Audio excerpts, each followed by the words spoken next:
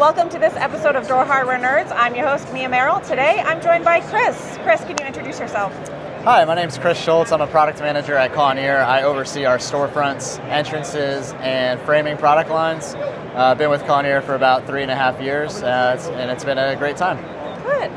All right, so today we're going to talk about thermal, because that's an up-and-coming rising trend. We're seeing so much more of that, but codes specifically around that. So can you tell me about some of the thermal codes that we're seeing?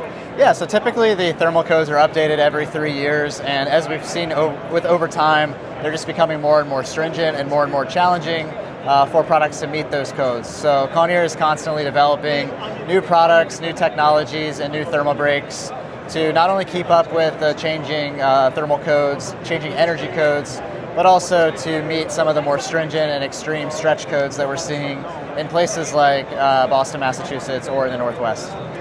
Can you tell me like an example of kind of one recent code change and then how it's affected how you guys are making your products?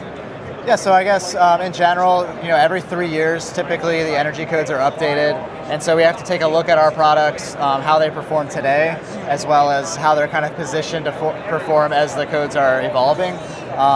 And so, one example is we're developing new types of thermal break technologies to kind of get out in front of the codes. So we're developing different types of either materials or geometries of thermal breaks in our aluminum products so that they can perform better.